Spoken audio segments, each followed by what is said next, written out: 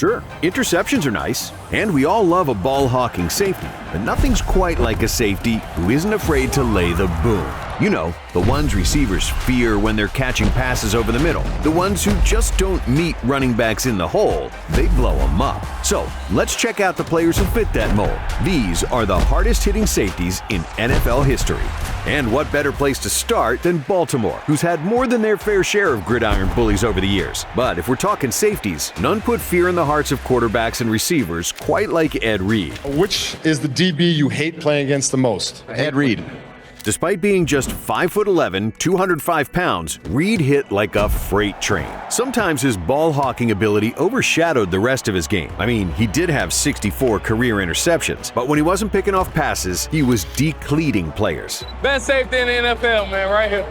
Like in 2005, when Reed sent an unsuspecting Corin Robinson flying. And Reed's hitting ability was always on full display in the playoffs, like in the 2010 divisional round against the Steelers, when he stuck Rashard Mendenhall, stopping what looked like a sure touchdown. Or in the 2011 wildcard matchup with the Chiefs, when he leveled Dexter McCluster. Players had to be aware of where Ed Reed was at all times, because if they didn't, they'd end up like Julian Edelman, who called this the biggest hit he's ever taken. And fumbling around Reed was a death sentence, because he was known for his ability to turn a turnover into a touchdown, like this ridiculous throwdown of Clinton Portis that ultimately led to a Ravens TD. But many remember Reed for one specific hit against the Indianapolis Colts. After not getting a face mask call, he took out his frustration on someone else. After 12 years in the NFL, Reed's hit list included some of the best names in ball. He retired a Super Bowl champion, Defensive Player of the Year, 2004, and became a first-ballot Hall of Famer. And while our next safety may not be a Hall of Famer, he does have a Hall of Fame-worthy reputation. Rodney Harrison was a fifth-round pick by the San Diego Chargers in 1994, so he naturally had a chip on his shoulder coming into the league. But when he finally became a starter in 96, he let the entire league feel his wrath. Harrison would go on to lead the Chargers in tackles in 3 of the next 7 seasons, quickly establishing himself as one of the NFL's great enforcers. He had no fear on the field, often playing through the whistle, and during his time in San Diego, he racked up over $200,000 in fines. But after the Bolts released him in 2002, he signed with the New England Patriots. And by cutting Harrison, the Chargers created a whole different monster. In his 6 seasons with the Pats, Harrison was voted the dirtiest player in the league 3 different times by his peers, and his hits back up that title. When it was all said and done, Harrison got 18 unnecessary roughness penalties, 7 personal fouls, 4 roughing the passer penalties, and 77 total penalties in the NFL. Anytime Harrison got the chance to hit someone, he took it. And quarterbacks weren't safe either. He was an elite pass rusher from the safety position, and his 30.5 sacks is still the most ever by a defensive back.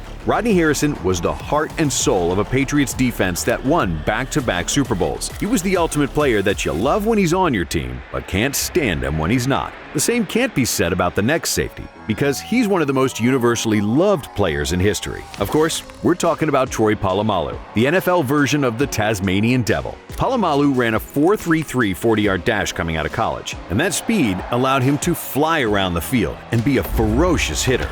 Well, Troy was just such a physical player that he was just like he was shot out of a cannon. Once Polamalu found out where the ball was going, he was like a heat-seeking missile. And if the line was in his way, not to fear, he'd just go over it. He hit players so hard that they never forgot how it felt. In 2011, Polamalu flipped Andrew Hawkins, and he tweeted a video of it years later with simply saying, "Bully." Polamalu has a catalog of huge hits over his illustrious 12-year career. Guys like Stevie Johnson, Stephen Ridley, or this perfectly timed hit on Stephen Hill. No one played the game more freely than Troy Polamalu. It was hard to tell if he actually ever had an assignment or if his coach just told him, go make a play. But regardless, he came through every time. And because of that, he's a first-ballot Hall of Famer, 2-time Super Bowl champ, and Defensive Player of the Year. But some safeties hit so hard, it made offenses completely change their plan of attack. You can't even have a safety hit like that anymore.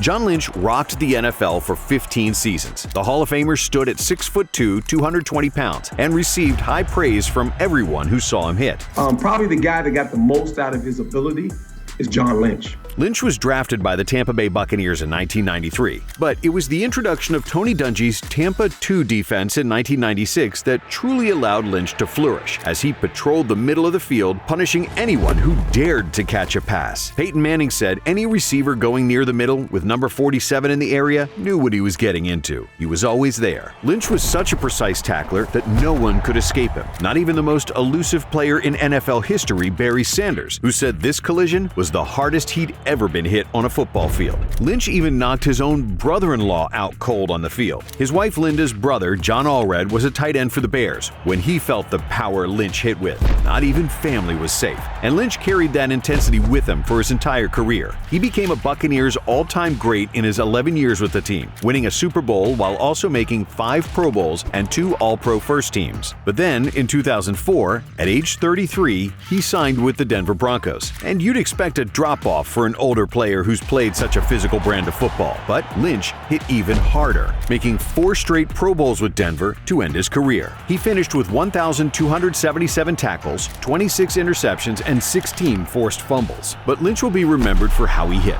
And if you wanted to come across, you had to pay a toll, get a pass, and get permission. And paying a toll is exactly what any player on the same field as Sean Taylor had to do. Even punters in the Pro Bowl. Taylor will forever be one of the biggest what-ifs in NFL history. And had his career not tragically been cut short, he could have potentially topped this list. But even in his short time in the league, he commanded respect from his peers because of the physicality he brought to the game. All he kept telling me is, every time you catch the ball, I'm going to try. At 6'2", 231 pounds, he was a beast in the secondary. Taylor was like a linebacker playing safety, and he may have been the most naturally gifted hitter to ever touch the field. He just had that hip, that natural pop, bam. You don't coach that, you don't teach that. Right. He's always had it. It didn't matter who you were, Willie Parker, Reggie Brown, or even the great Terrell Owens. It also didn't matter the occasion. If there was grass in a pigskin, Sean T came to play. In the Pro Bowl, he had a chance to blow up Reggie Wayne coming over the middle, but pulled off. And he told me, he said, you better be glad I love you. And he meant it, because just a few plays later is when he absolutely leveled Brian Moorman on a fake punt. In just 4 seasons, almost every player who played against Taylor said, had he not tragically passed away in 2007, he would have been one of the greatest safeties to ever do it. Now we enter the top 5. And let's kick it off with an iconic call for our next safety from Super Bowl 32. Atwater just killed Randy Hilliard. Steve Atwater was 6'3", 218 pounds, and one of the most feared safeties to ever play the game. Drafted 20th overall in the '89 NFL Draft, he brought immediate power and fear to the Broncos defense. You want to talk about a dude that just is blatant disregard for his own well-being.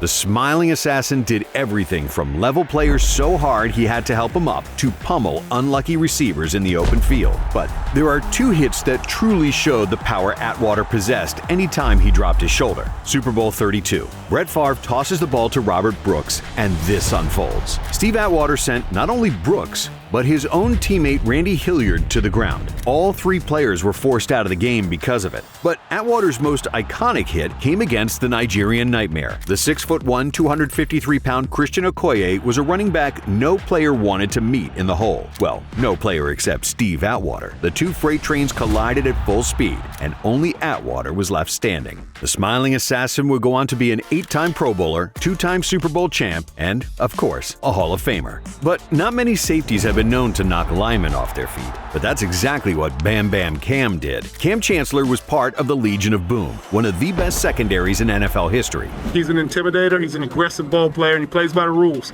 He's a linebacker playing safety. At 6'3", 225 pounds, he really was. Kam was a multi-sport athlete in high school in Virginia. But 2006 is when Kam started evolving into Bam Bam. Chancellor went to Virginia Tech, moving from quarterback to corner, then finally free safety. And he patterned his game after the best, Sean Taylor. In 2010, he was drafted by the Seattle Seahawks in the 5th round, and he was a force by just his 2nd year. You can intimidate dominate most offenses. And Kam had a routine of knocking Cardinals off their feet. Not just tight end Todd Heap, but their offensive tackle too. Chancellor made 6'7", 310-pound tackle Eric Winston look non-existent. Everyone had to be ready. Santana Moss, Montario Hardesty, Vernon Davis, multiple times, and even Megatron. In 2015, Chancellor punched the ball right out of Calvin Johnson's arms. And in 2016, this happened. But Bam Bam was even more dangerous in the postseason. From sending Demaryius Thomas into a daze in Super Bowl 48 to hitting Julian Edelman so hard that he still talks about it to this day.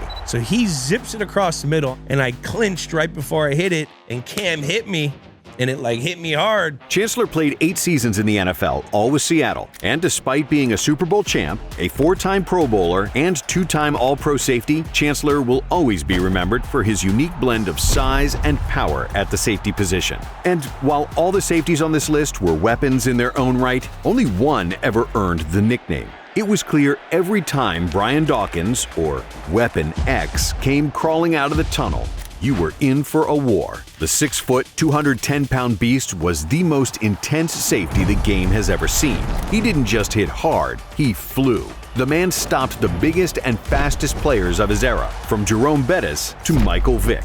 The guy left me seeing stars. Dawkins wrecked anything in his path, and like any great safety, he hit even harder in the postseason, like in the 2003 NFC Divisional Round on Vick, or this hit on Algie Crumpler during the 2004 NFC Championship game. Anytime Dawkins stepped on the field, he played like he was possessed. He was like, Spikes, I'm gonna take his soul.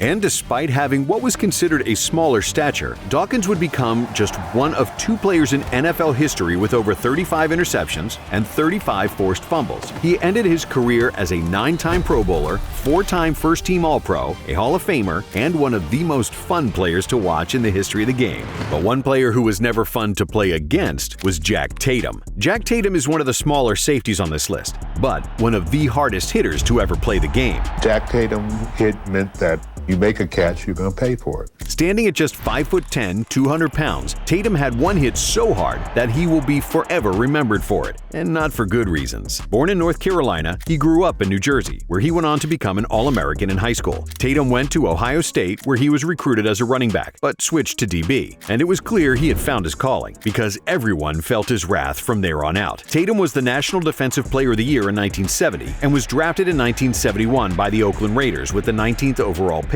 That was when he officially became the Assassin. Jack Tatum was the Oakland Raiders defense. The NFL in the 70s was filled with some of the game's most feared players ever, but Tatum may have been the baddest man around.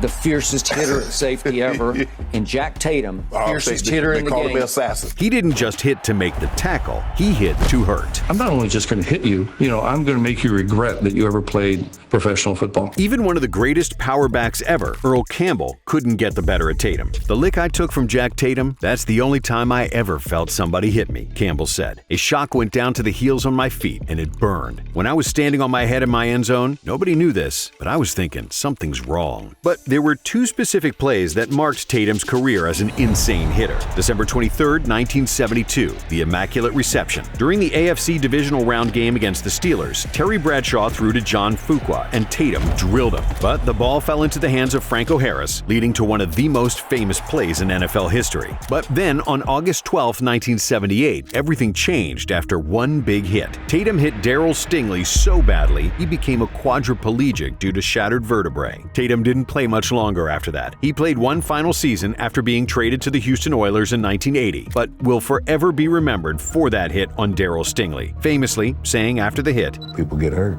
Nothing personal." But not even Tatum could match the hitting prowess of Ronnie Lott, the hardest hitting safety in NFL history.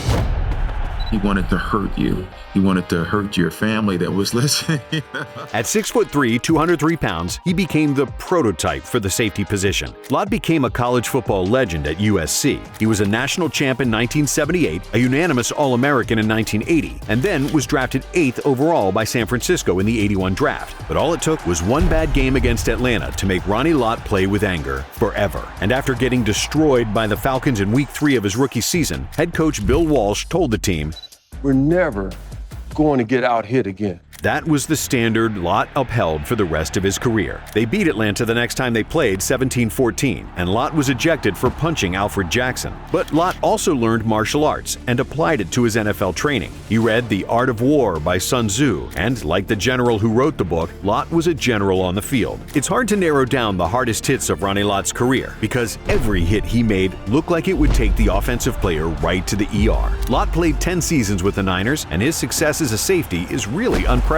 8 division titles, 4 Super Bowls, 10 Pro Bowls, and he even amputated his finger just so he could keep playing football. He would go on to become a Hall of Famer and will always be remembered as the hardest hitting safety ever. Thanks for watching. If you enjoyed this, stick with Blitz and check out our next video right here.